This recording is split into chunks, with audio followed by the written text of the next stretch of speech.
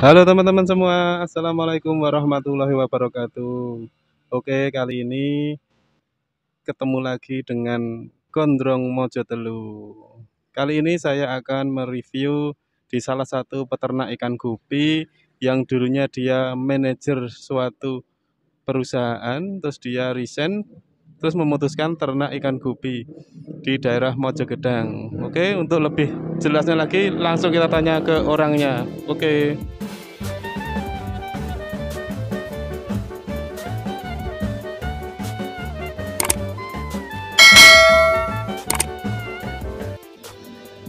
Assalamualaikum Mas Adit. Waalaikumsalam.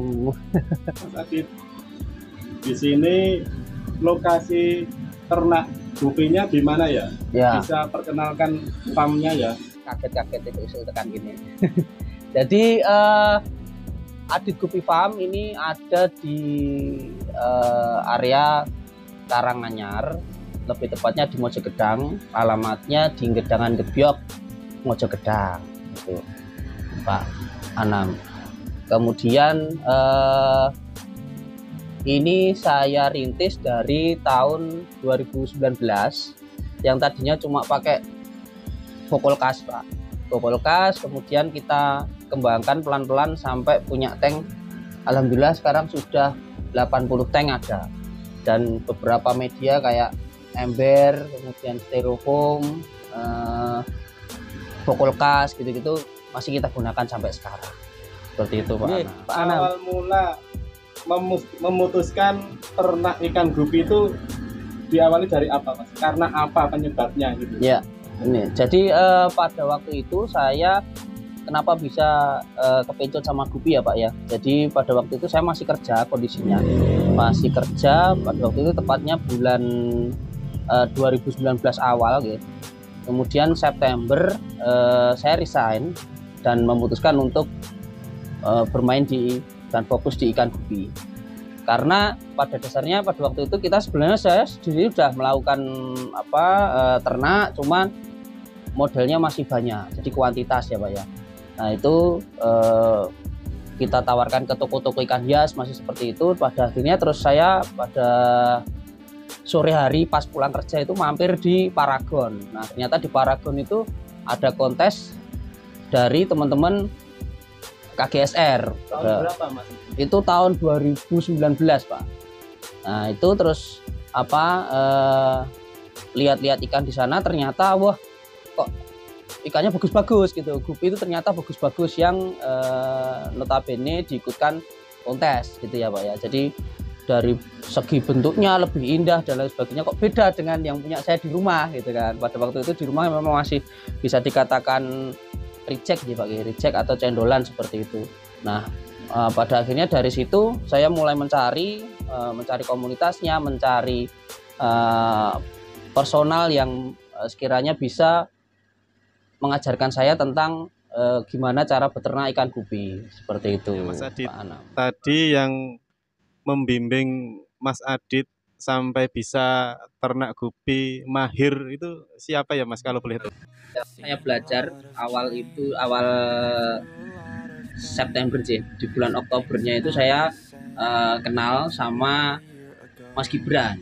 Nah itu mungkin untuk teman-teman yang di Solo sudah pada kenal gitu Pak, karena beliau juga lokal juri juga di Solo. Kemudian prestasinya juga sudah luar biasa untuk di kontes. Nah itu teman-teman kalau mau lihat bisa cek di Instagramnya MG9 Fish, itu ikannya bagus-bagus top.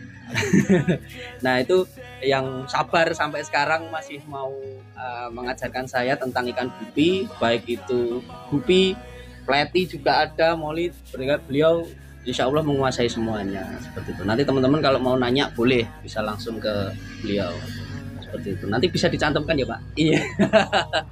Oh iya Mas Adit, kalau boleh tahu ya, maaf mungkin agak pribadi ini. Kalau boleh tahu penghasilan Mas Adit dari budidaya ikan gapi ini yang paling menyenangkan saja. Biar teman-teman nanti yang mau ikut ternak ikan gupi biar termotivasi dari cerita Mas Adit ini nanti. Baik, Pak Anam. Jadi untuk yang biasa saja nggih, yang setiap bulannya jalan nggih.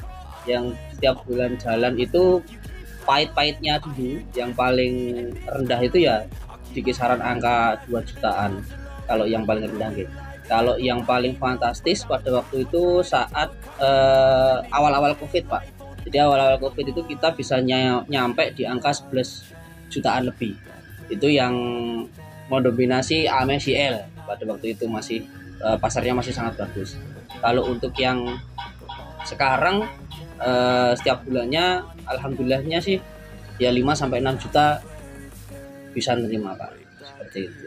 Makanya sebenarnya untuk bisnis ikan gapi ini sebenarnya masih sangat berpotensi ya, Pak. Jadi bukan cuma musiman, tapi alhamdulillahnya selama dari tahun 2019 sampai sekarang istilahnya ikan-ikan saya ini sudah bisa nyari makan sendiri, sudah bisa membayar perawatan mereka sendiri, seperti itu. Nah, oh ya Mas Adit, untuk penjualannya, untuk mencapai hasil segitu tadi, penjualnya lewat media apa saja Mas Adit? Oke, Pak Anam. Jadi rata-rata untuk omset terbesarnya biasanya via online, Pak. Jadi untuk saat ini kita juga ada lelang juga, tapi menggunakan telekomunitas ya. Kemudian ada Instagram, kemudian ada Facebook, kemudian kita pakai juga TikTok. Cuma untuk saat ini untuk hasil yang signifikan banget masih Facebook sih, Pak. Facebook, yang kedua Instagram, baru yang TikTok tadi. Masih ada beberapa aja sih yang masuk kayak gitu. Selain itu kita juga open untuk offline-nya. Jadi kadang ada yang lokal gitu datang lihat ke farm, pilih sendiri, atau ada juga yang misal jauh minta di COD kan, seperti itu kita juga masih menerima. Pokoknya semua peluang kita ambil, Pak. Seperti itu. Oh ya Mas Adit, untuk di Karanganyar ini apa sudah ada komunitasnya ya? Baik Pak Anam, untuk komunitas kita untuk di Karanganyar sudah ada, namanya KGLK. Biasanya teman-teman untuk penyebutan di lapangannya ya, itu komunitas Gupi Lawu Karanganyar. Kita sudah ada sampai hari ini 70 anggota yang alhamdulillah sampai sekarang juga masih solid ya. Kita juga merangkai beberapa acara seperti kontes, seperti latber, kemudian kemarin juga sempat kita yang terakhir kita bagi-bagi takjil seperti itu. Harapannya sih dengan adanya komunitas ini nanti di Karanganyar pecinta gupinya bisa lebih banyak dan lebih solid pastinya. Nanti fungsi dari wadah ini juga kita gunakan untuk belajar bareng-bareng. Jadi tidak ada yang namanya senior dan junior ya, Pak. Jadi kita mengajarkan semua ilmu yang ilmu yang saya dapat dari pengalaman saya yang saya dapat itu juga akan saya share ke teman-teman semua, seperti itu, Pak. Yang mau gabung boleh nanti bisa WA saya, nomornya boleh di Pak ya. Nomor saya di 085 747 9-nya 5 kali 0. Nah, nanti WA saya saja, misal bener-bener berdomisili di Karanganyar, nanti insya Allah bisa join di tempat saya. Seperti itu. Pesan ya untuk para pemula biar tidak patah semangat dalam budidaya ikan gupi, apa saja ya Mas Adit? Monggo bisa disampaikan ke teman-teman biar semangat lagi dalam beternak ikan gupi. Oke Pak, untuk pengalaman saya aja, biasanya untuk kejenuhan dan bosan dalam merawat ikan itu wajar kalau menurut saya.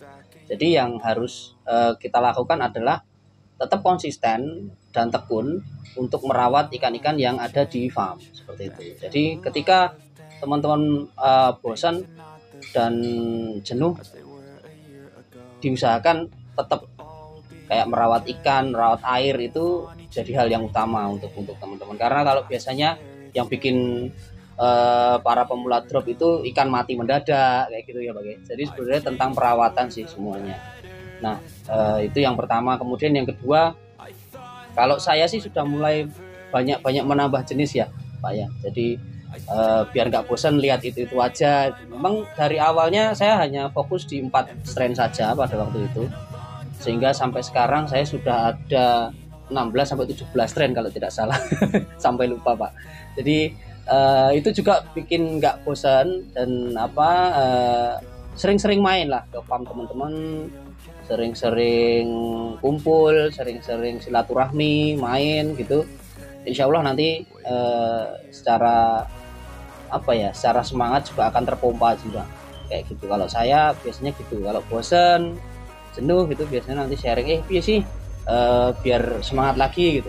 Jadi banyak kok sebenarnya di Solo sendiri itu senior yang sampai sekarang masih seneng banget sama Gupi dan banyak bikin strain. Salah satunya tadi Mas Gibran juga itu, terus ada Pak Agus juga. Itu udah mereka berdua diajakin sharing, biasanya memang welcome sekali ya. Jadi teman-teman kalau mau main boleh ke sana. Itu orang-orang yang sangat humble sih menurut saya. Jadi dolan raku tutupu. Itu yang dicari selama ini ya. Biasanya kan orang kalau dolan, wah aku ratuku piye Mas, itu enggak apa-apa. Biasanya seneng kok didatengin gitu, seneng biasanya orang-orang. Kalau pengalaman saya seperti itu sih Pak, biar tidak tidak muncul kebosanan itu sendiri. Akhirnya sampai sekarang juga alhamdulillah masih konsisten juga, walaupun sudah mulai berasa ya nyifonnya gitu udah mulai banyak, tapi kan kalau banyak gini kan mati satu nggak kerasa gitu, katanya masih semangat terus sampai sekarang kayak gitu. Matur nuwun Pak Ana.